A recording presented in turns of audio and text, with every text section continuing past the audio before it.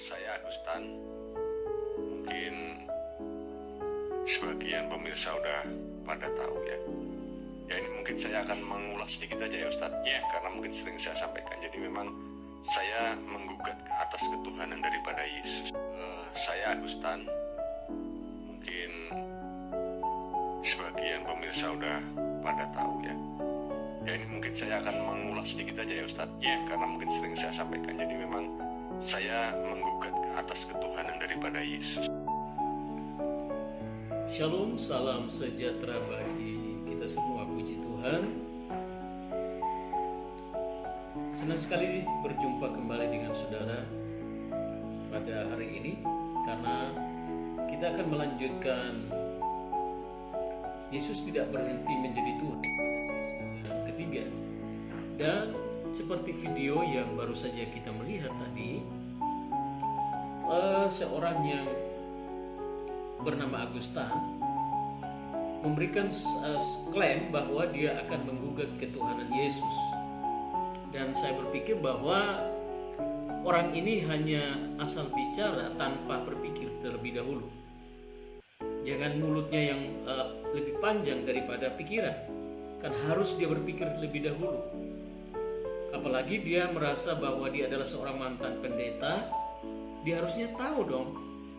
Kalau betul mantan pendeta, dia harus tahu tentang sejarah, ya, karena ketuhanan Yesus tidak dapat terbantahkan bahkan oleh sejarawan non-Kristen, sekalipun mereka telah mengklaim dan memberikan pernyataan bahwa Yesus itu benar-benar pernah disalibkan.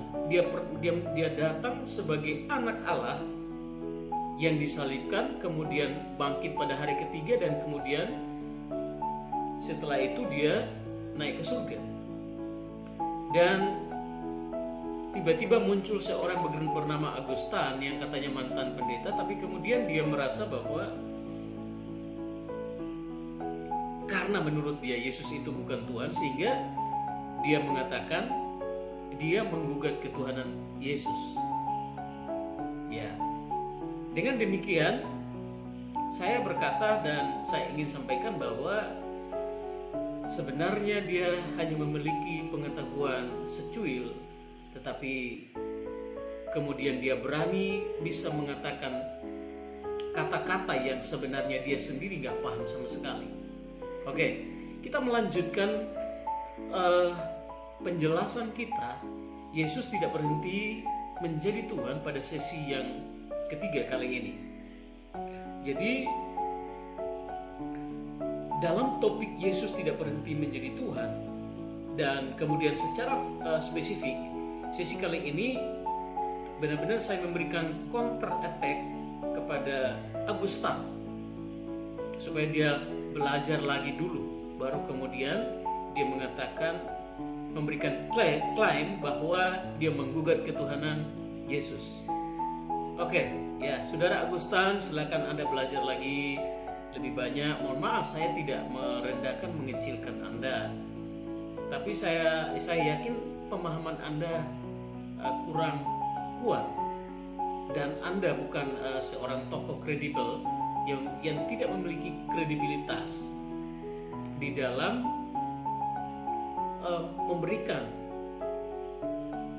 klaim Yesus, menggugat ketuhanan Yesus, sementara para sejarawan bahkan yang non-Kristen sekalipun mereka telah memberikan pernyataan yang luar biasa bahwa Yesus itu pernah datang menjadi adalah seorang anak Allah, dia dibunuh dan kemudian dia naik ke surga.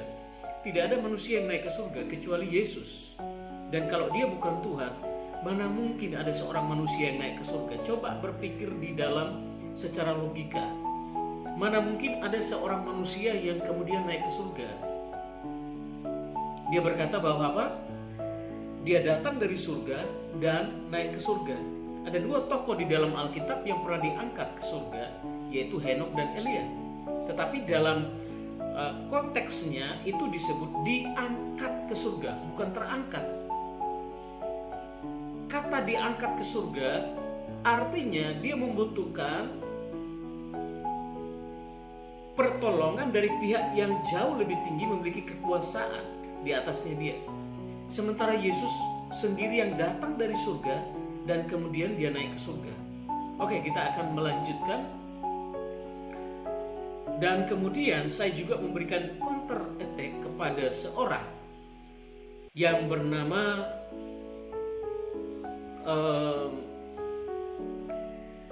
seorang yang mengatakan bahwa dia pernah menjadi suster biarawati, ya, dan dia memberikan banyak pernyataan-pernyataan yang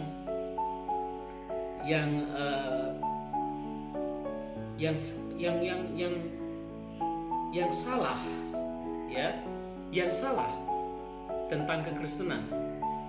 Jadi orang-orang seperti ini mereka hanya banyak yang mengaku-ngaku menjadi seorang mantan biarawati, mantan pendeta dan seterusnya. Tetapi pada dasarnya mereka tidak paham tentang Alkitab sama sekali. Nah, itu yang menjadi sesuatu yang sangat mengherankan sekali. Jadi yang saya perhatikan adalah dia pernah memberikan pernyataan bahwa Yesus baru diangkat menjadi Tuhan pada tahun 325 Masehi, yaitu Konsili Nisea oleh Konstantinopel. Nah, padahal pada Konsili Nisea waktu itu mereka bukan mengangkat Yesus menjadi Tuhan. Kalau dia seorang mantan biarawati, harusnya dia paham tentang sejarah, ya, minimal dia belajar tentang sejarah.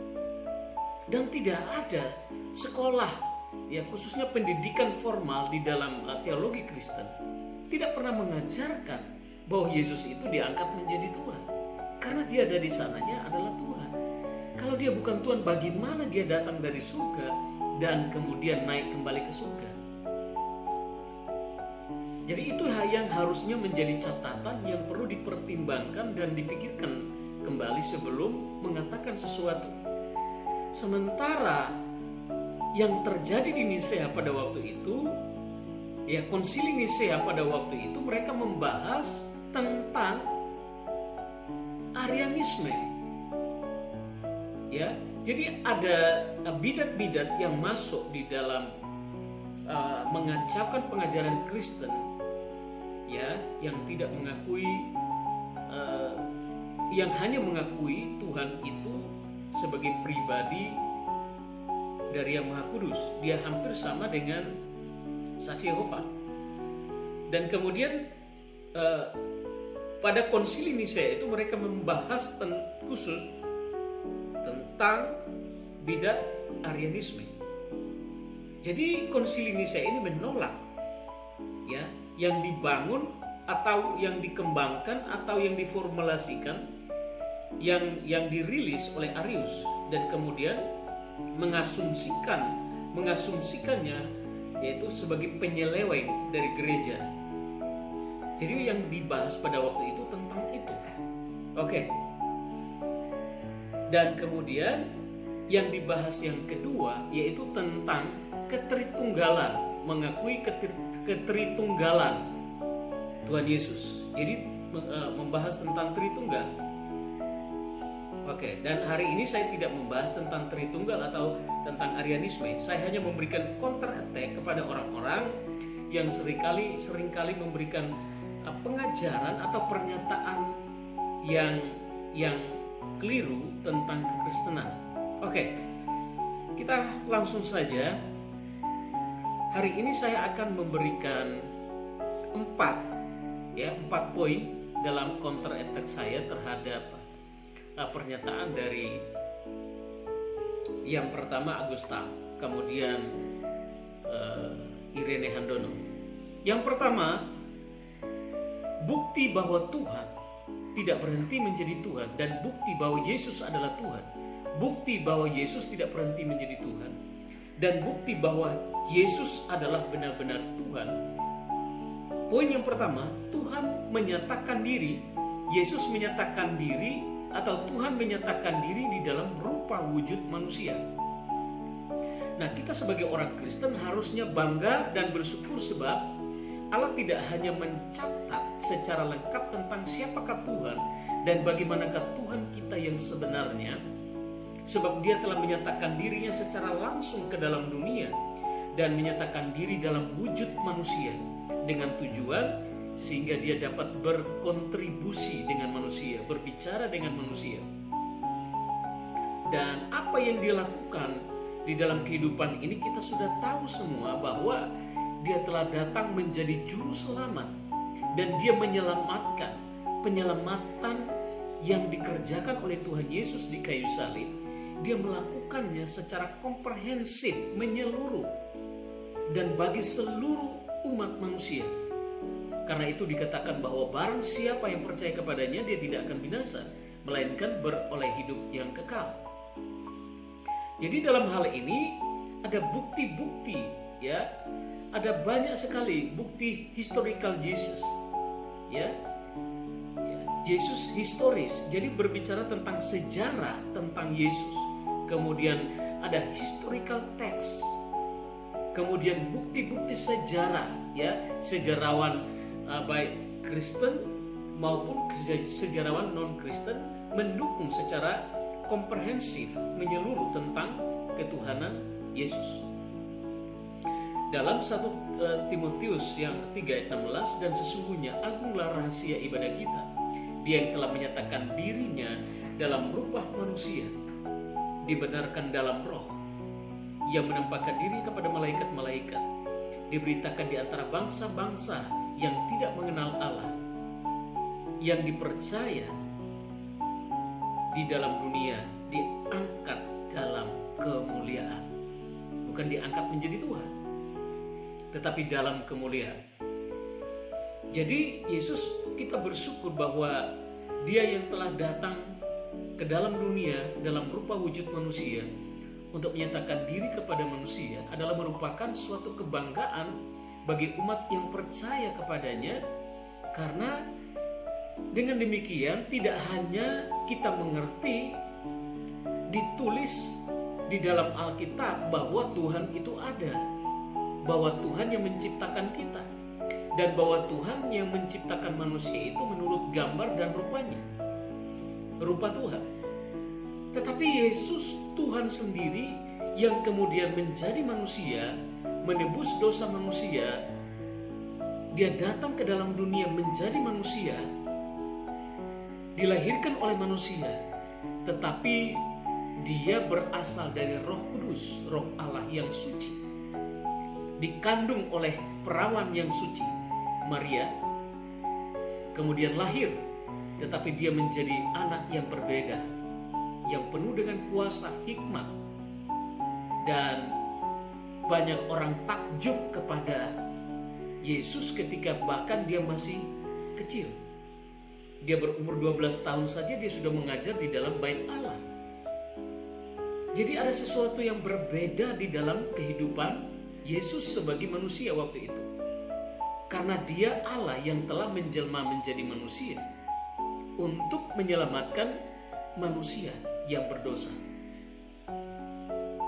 Oke, jadi itulah poin yang pertama. Kita bersyukur bahwa dia telah menyatakan dirinya kepada manusia. Dia datang dari surga menyatakan diri kepada manusia supaya manusia yang berdosa ini dapat diselamatkan. Ada banyak ayat yang ditulis, Yohanes 3 ayat 16, ya, yang percaya kepadanya tidak binasa melainkan beroleh hidup yang kekal, ayat 17-18, dan yang tidak percaya kepadanya telah berada di bawah hukuman dosa, hukuman neraka. Kita bangga, ya, bagi orang-orang Kristen, anak-anak Tuhan, saudara yang telah percaya kepada Yesus dimanapun berada. Tetaplah komitmen dan berpeganglah kepada imanmu di dalam Tuhan Yesus Kristus, sebab hanya dialah satu-satunya juru selamatmu. Kalau tanpa Yesus tidak ada manusia yang dapat diselamatkan. Tanpa Yesus tidak ada dosa manusia yang diampuni. Oke, puji Tuhan. Nah saudara, karena itu kenapa saya ingin terus menyampaikan berita Injil, berita kerajaan ini, supaya untuk memberikan edukasi, pengajaran, pemahaman kepada orang-orang baik di dalam Kristen maupun orang-orang di luar Kristen, sehingga mereka memahami dan mengerti siapa sesungguhnya Yesus itu. Karena itu saudara, tolong bantu subscribe, like, dan share kepada banyak orang sehingga kita dapat memberkati banyak orang melalui pengajaran-pengajaran firman yang saya sampaikan, tentunya sesuai dengan kapasitas kemampuan yang saya miliki. Tentunya juga dengan pertolongan kuasa Roh Kudus, hikmat dan pewahyuan daripada kuasa Roh Kudus. Oke, sekarang poin yang kedua. Yesus berkuasa mengampuni dosa. Pertanyaannya, apakah manusia dapat mengampuni dosa? Dan kalau jika Yesus adalah manusia, kenapa dikatakan bahwa Yesus berkuasa mengampuni dosa? Nah, ini yang harusnya menjadi perenungan kita, menjadi catatan untuk kita berpikir sejenak. Apakah ada manusia yang bisa mengampuni dosa? Ada ayatnya? Ada. Dalam Markus pasal yang ke-10 ayat 2 ayat yang ke-10. Kemudian Matius 9 ayat 6, Lukas 5 ayat 24 yang menuliskan bahwa tetapi supaya kamu tahu bahwa di dalam dunia ini anak manusia itu adalah nama ganti, kata ganti daripada Yesus. Anak manusia berkuasa mengampuni dosa. Berkatalah ia kepada orang lumpuh itu, pulanglah ke rumahmu, dosamu telah diampuni. Jadi adakah manusia mengampuni dosa? Tidak ada. Manusia tidak mungkin mengampuni dosa manusia. Sebab semua manusia telah berdosa dan telah kehilangan kemuliaan Allah. Ketika manusia Adam dan Hawa jatuh dalam dosa, maka gen daripada Adam dan Hawa turun-temurun sampai kepada kita hari ini, itu menjadi gen dosa. Karena itu kita harus melakukan penyucian darah, penebusan darah. Nah, darah yang bisa menebuskan, yang bisa menyucikan manusia adalah harus darah yang tidak berdosa, bukan darah binatang, bukan darah kambing dan darah domba seperti yang dilakukan pada perjanjian lama, pada hukum Taurat. Di dalam hukum Taurat, bangsa Israel meminta pengampunan dosa melalui seorang imam yang kemudian menyembelih seekor binatang yang tidak bercacat, binatang yang baik keadaannya, disembelih, kemudian darahnya dituangkan dan dibakar, lalu mereka meminta pengampunan dosa. Tetapi itu dilakukan secara terus-menerus, sebab darah binatang itu tidak sempurna. Di dalam kebenaran firman Tuhan mengatakan bahwa darah binatang itu tidak sempurna. Karena itu kita membutuhkan darah Yesus yang sempurna. Satu kali dikorbankan, dikorbankan, satu kali melakukan penebusan dosa untuk selama-lamanya. Dan saudara terus percaya bahwa hari ini dosa kita, orang-orang yang percaya kepadanya, telah mendapat pengampunan. Harus komitmen dan percaya untuk itu. Jadi sekali lagi pertanyaannya, adakah manusia yang bisa mengampuni dosa? Hanya Yesus yang adalah Tuhan, yang datang ke dunia menjadi manusia, yang rela menyerahkan nyawanya, dikorbankan satu kali untuk selama-lamanya demi mengampuni dosa-dosa kita semua, umat-umat manusia. Sekali lagi, jika engkau tidak percaya kepadanya, Yohanes 3 ayat 17 dan 18, bagi siapa yang tidak percaya kepadanya, dia telah berada di bawah hukuman kekal, hukuman api neraka. Tetapi ayat 16 mengatakan, yang percaya kepadanya tidak binasa, melainkan beroleh hidup yang kekal. Yohanes 14 ayat 6, percayalah kepada Allah. Ya, percayalah ke ayat yang pertama, percayalah kepada di rumah Bapakku banyak tempat tinggal, dan seterusnya. Dalam ayat yang ke-14 mengatakan, Yohanes 14 ayat yang ke-6 mengatakan, akulah jalan dan kebenaran dan hidup. Tidak ada seorang pun yang sampai ke surga kalau tidak melalui aku. Itu sudah jaminan yang syah, jaminan yang sah, dan tidak dapat terbantahkan. Oke, sekarang kita akan perhatikan poin yang ketiga. Yesus berjanji untuk datang kembali menjemput orang-orang yang percaya kepadanya. Jadi dia tidak hanya pergi naik ke surga, tetapi dia berjanji untuk datang kembali menjemput kita. Seperti yang ditulis dalam Yohanes 14 ayat yang ketiga. Dan apabila aku telah pergi ke situ dan telah menyediakan tempat bagimu, aku akan datang kembali dan membawa kamu ke tempatku, supaya di tempat di mana aku berada, kamu pun berada. Dan kemana aku pergi, kamu tahu jalan ke situ. Wow, itu luar biasa, saudara. Jadi dia tidak hanya pergi. Yang pertama, dia tidak hanya datang menjadi manusia, kemudian melakukan karya pengampunan dosa melalui kematiannya. Kemudian dia mati, dikuburkan, dan kemudian bangkit pada hari yang ketiga. Kemudian dia naik ke surga. Sebelum dia naik ke surga, dia berjanji untuk datang kembali suatu ketika untuk menjemput orang-orang yang percaya kepadanya dan membawa mereka ke surganya yang kekal. Di dalam Kisah pasal yang pertama ayat 11 mengatakan demikian. Dan berkata kepada mereka, hai orang-orang Galilea, mengapakah kamu berdiri melihat ke langit? Yesus ini yang terangkat ke surga, meninggalkan kamu, akan datang kembali dengan cara yang sama, seperti kamu melihat dia naik ke surga.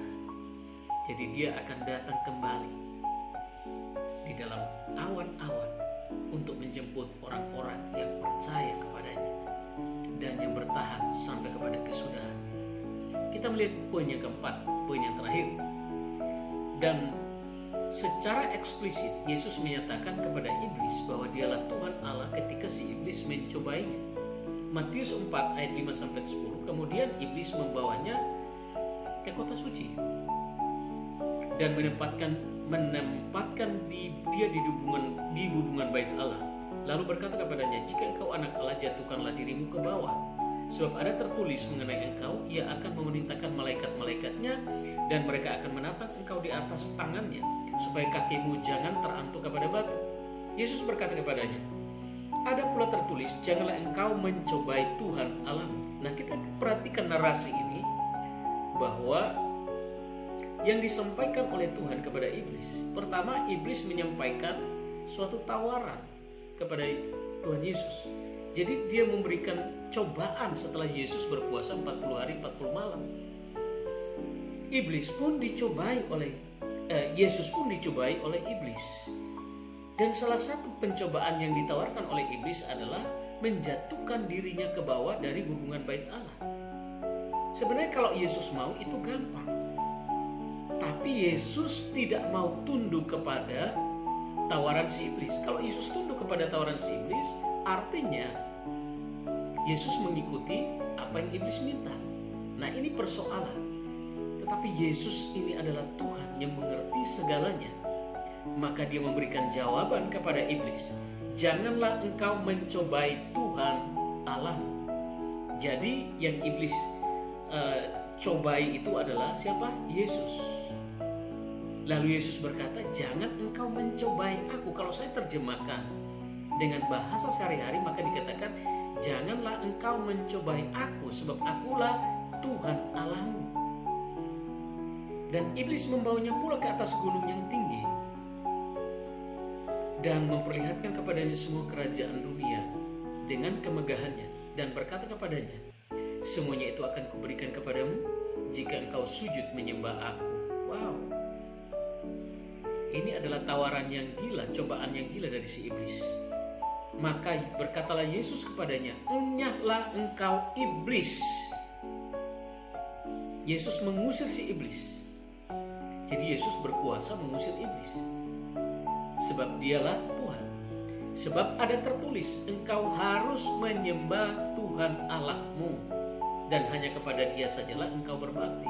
Pertanyaannya, tadi iblis menyuruh siapa yang menyembah dia? Iblis kan menyuruh Yesus. Tetapi kemudian apa jawab Yesus?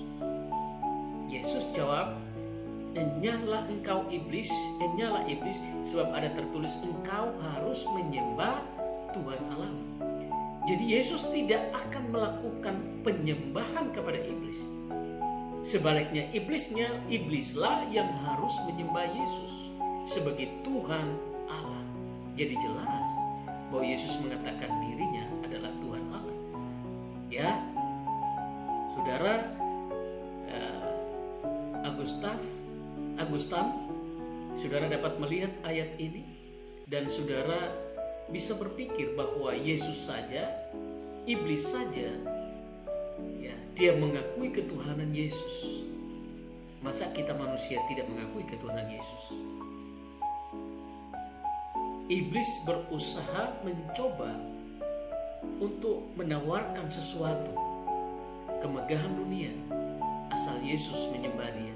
Iblis berusaha mencoba untuk mengambil penyembahan, pucuk penyembahan atau sentralitas penyembahan yang harusnya manusia berikan, segala makhluknya berikan kepada penciptanya, yaitu Tuhan. Tetapi kemudian iblis menyuruhnya untuk menyembah. Lalu dia menghardik, dia menyuruh iblis menghardik, dan inyalah iblis. Saudara, mari kita berpikir sejenak dan kita renungkan kembali bahwa Yesus tidak pernah berhenti menjadi Tuhan.